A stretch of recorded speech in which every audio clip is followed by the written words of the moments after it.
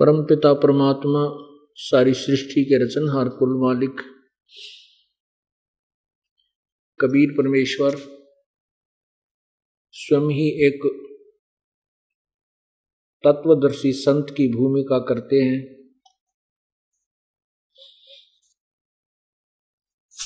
और अपने द्वारा रचे हुए सर्व ब्रह्मांडों की जानकारी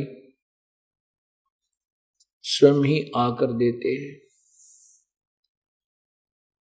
परमात्मा प्रत्येक युग में आते हैं, सतयुग में, त्रेता में, द्वापर में, कलयुग में।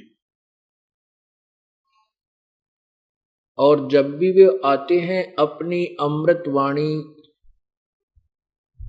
कबीर वाणी के द्वारा जिस भी युग में परमेश्वर आते हैं अपनी अमृत वाणी में लोकोक्तियों, कविताओं, दोहों, शब्द आदि के माध्यम से यथार्थ ज्ञान वर्णन करते हैं।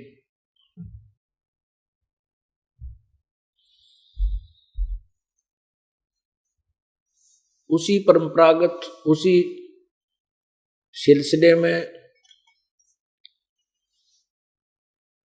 अपने नियमानुसार परमात्मा कलयुग के अंदर आज से लगभग 600 वर्ष पूर्व सन 1398 संवत 1455 ज्येष्ठ मास की पूर्णमासी को एक कमल के फूल पर आकर के शिशु रूप धारण किया था और फिर वो बड़े हुए, लीला करते हुए उन्होंने फिर अपनी अमृतवाणी उस तत्व ज्ञान से परिपूर्ण उच्चारण की।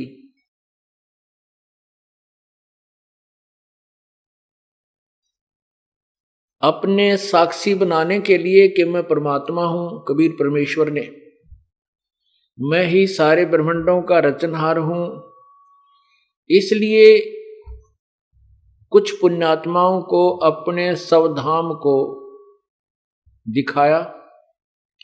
फिर उन पुण्यात्माओं ने अपनी आंखों देखा जो परमात्मा की महिमा, परमात्मा की कालोक और प्रभु की शक्ति, उन्होंने भी अपनी अमृतवाणी में वर्णन किया। परमात्मा ने किन किन को साक्षी बनाया। नंबर 1 धर्मदास साहिब जी, जो बांधवगढ़ के रहने वाले बहुत बड़े साहूकार थे, सेठ थे, रईस थे। एक मनुकदास जी,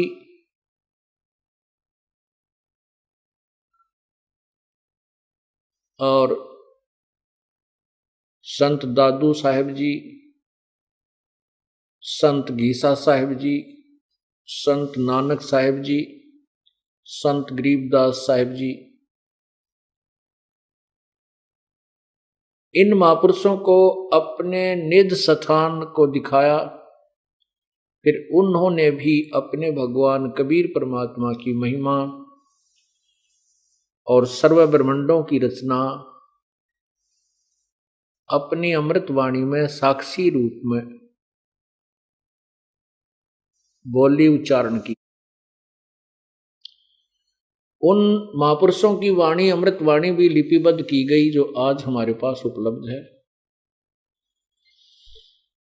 जिसमें उन्होंने प्रमाणित किया है कि वो कबीर परमात्मा है, जो काशी में जुलाहा रूप धारण करके धानक की भूमिका करके एक लीला की थी, वही पूर्ण प्रभु है।